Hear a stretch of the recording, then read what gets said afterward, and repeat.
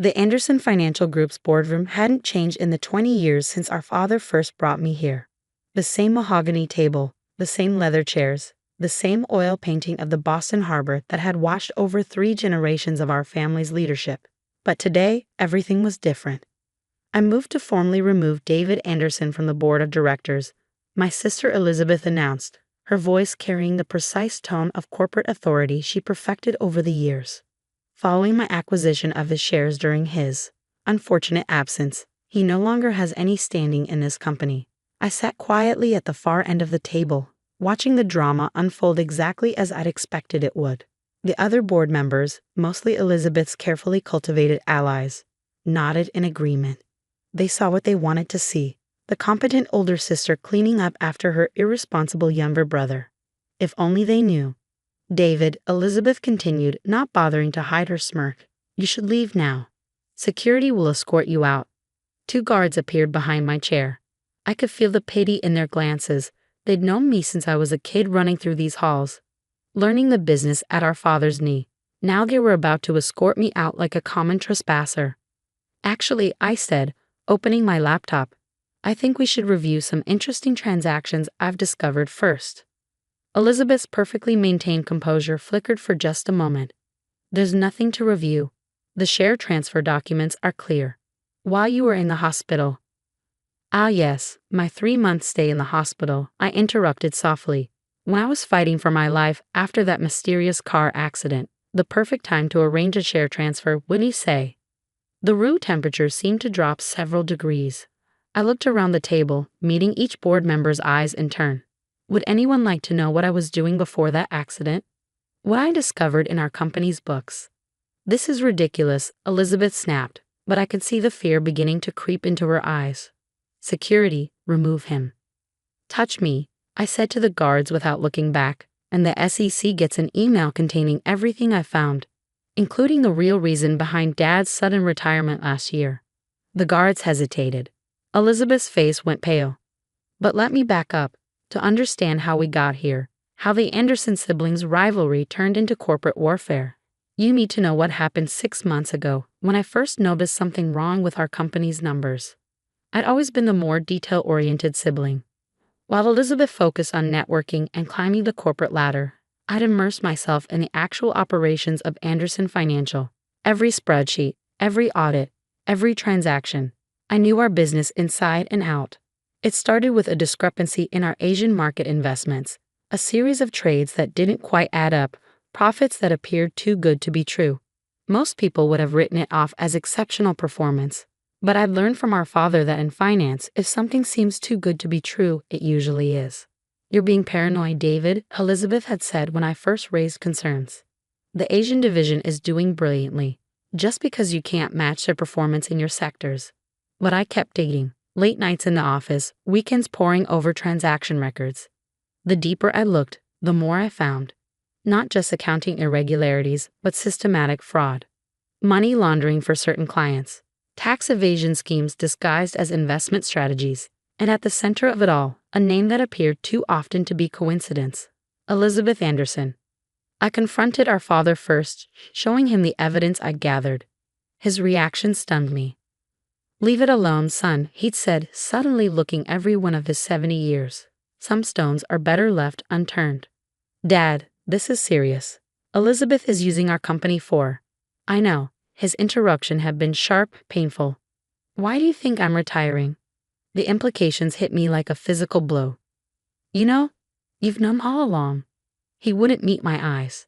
Your sister, she has a way of making things happen. Results that keep shareholders happy. Methods that, it's better not to look too closely.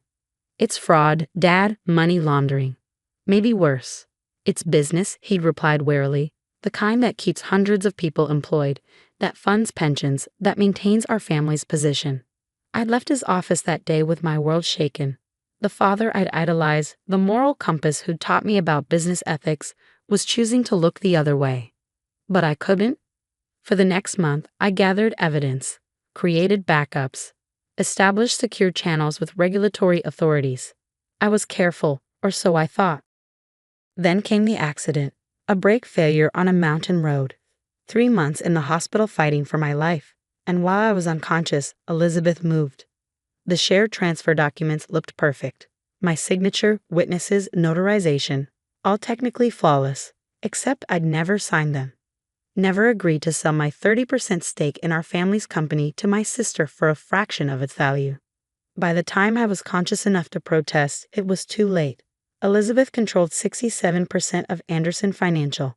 Our father had mysteriously decided to enjoy his retirement in a villa in Spain, conveniently unreachable. The old David Andersen, the trusting younger brother who believed in playing by the rules, died in that hospital room. The man who emerged was different, quieter, more patient. For 2 months after my release, I played the part they expected, the defeated sibling stripped of his birthright, nursing his wounds in exile. I sold my penthouse, moved into a modest apartment, started making noise about exploring other opportunities. Elizabeth relaxed. Her perfect coupe seemed complete. But she'd forgotten something crucial about me. Something our father used to say, David sees the details others miss. And in finance, the devil isn't just in the details, he lives there. While everyone thought I was licking my wounds, I was building my case. Every transaction Elizabeth had ever touched, every client she'd brought in, every deal that seemed too good to be true.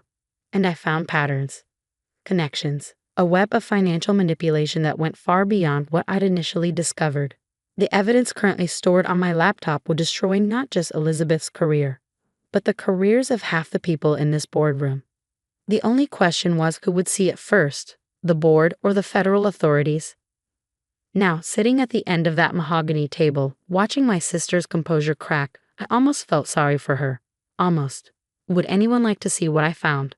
I asked the room quietly, or should we discuss how this plays out? Elizabeth's lawyer started to speak, but she silenced him with a sharp gesture. She knew me well enough to recognize the tone in my voice. The same tone I used when we were kids, and I caught her in a lie. "What do you want?" she asked, her voice barely a whisper. I smiled, thinking of all the nights I'd spent building my case, of the pain during physical therapy, of our father's betrayal. Want? Dear sister, I don't want anything. I opened my laptop screen. I just think it's time for the truth to come out. All of it. And then I began to show them exactly what I'd discovered. The boardroom's tension could have been cut with a knife as I connected my laptop to the presentation screen. Elizabeth remained frozen in her chair, her usual confidence replaced by barely concealed panic. Let's start with the Preston Holdings acquisition. I began, pulling up a series of transaction records. On paper, it looked like a masterful deal. Elizabeth acquired a $500 million company for just $300 million. The board celebrated her negotiating skills. I clicked to the next slide. But here's what really happened. Preston Holdings was never worth $500 million. The valuation was artificially inflated through a series of fake contracts and phantom clients, all created by shell companies that coincidentally traced back to a certain law firm in the Cayman Islands. This is nonsense, Elizabeth interrupted, but her voice lacked conviction. Is it? I pulled up another document. This is the registration paperwork for Ocean Vista Limited, the main shell company. Notice the founding partner's signature.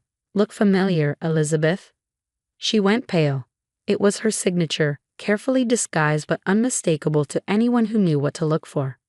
Preston Holdings was worth barely $100 million, I continued.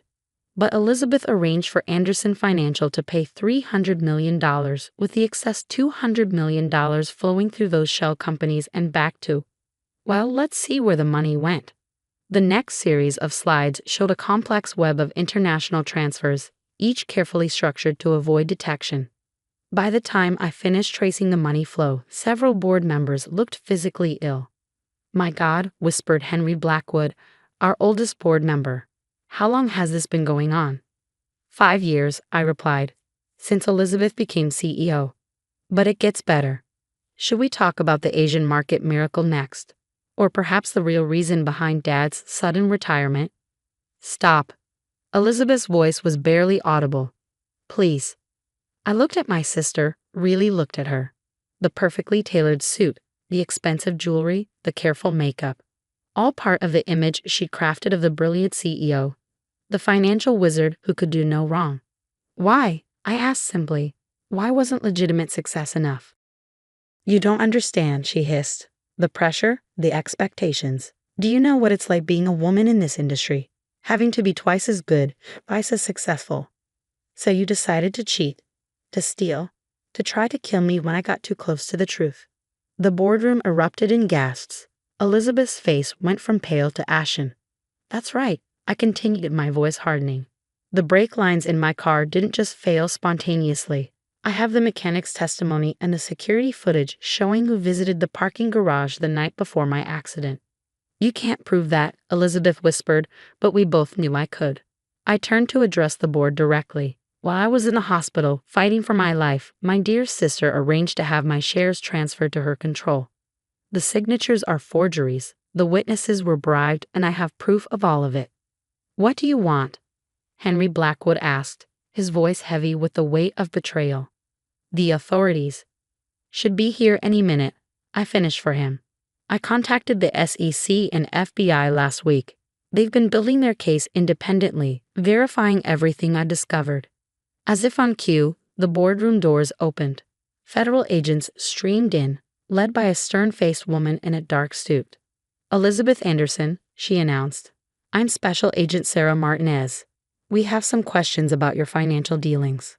What followed was a blur of activity. Elizabeth was led away in handcuffs, her lawyer frantically making calls. Board members were served with subpoenas. The company's servers were seized. But before Elizabeth reached the door, she turned back to me. You've destroyed everything, she said bitterly. The company, the family name. No, I corrected her quietly. You did that. I'm just bringing back the truth. Hours later, after the agents had finished their initial sweep, I sat alone in my father's old office. The sun was setting over Boston Harbor, casting long shadows across the space where I'd spent so much of my childhood. My phone buzzed. A message from Dad in Spain. Is it done? Yes, I replied. Elizabeth's been arrested. The truth is out. His response came quickly. I should have listened to you sooner. I'm sorry. I stared at those words for a long time, thinking about family, loyalty, and the true meaning of legacy. Then I began typing. Come home, Dad. We have a company to rebuild. The next few months were a whirlwind of change. Elizabeth pleaded guilty to multiple federal charges, accepting a 15-year sentence rather than face a public trial. Several board members resigned in disgrace. The company's stock took a heavy hit when the news broke.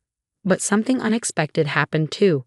As we cleaned house and implemented new transparency measures, clients began returning. Many had suspected something wasn't quite right under Elizabeth's leadership, but hadn't known where to turn. I was named interim CEO, though I insisted on an independent board majority and external oversight. The lessons of power concentration were not lost on me. 1 year later, I sat in that same boardroom where the confrontation had taken place. The mahogany table still gleamed, the harbor painting still washed over us. But everything else had changed. Our father had returned from Spain, not as an executive but as an advisor, helping us rebuild trust with long-term clients. He was different now. Humbler, more willing to acknowledge past mistakes. You've done something remarkable, he told me after a particularly successful quarter. You've brought honor back to the Anderson name. Not just me, I replied. Everyone who chose truth over convenience, ethics over easy profits. The company's new slogan, displayed prominently in our lobby, read, Success through integrity. It wasn't just words. We'd implemented stringent oversight measures, established anonymous reporting channels, and created an independent ethics committee. Elizabeth's story became a cautionary tale in business schools, a case study in how the pressure to succeed at any cost can corrupt even the most promising executives. As for me, I kept the modest apartment, drove a reasonable car, and focused on rebuilding not just our company's wealth, but its soul. Late one evening, as I was preparing to leave the office, I received an unexpected letter. It was from Elizabeth, written from federal prison. Dear David, I've had a lot of time to think about what I did, to the company, to our family, to you. The hardest part isn't the prison sentence or the public disgrace. It's knowing that I became everything our parents once taught us to fight against. You were right. Legitimate success would have been enough. I just couldn't see it through my own ambition.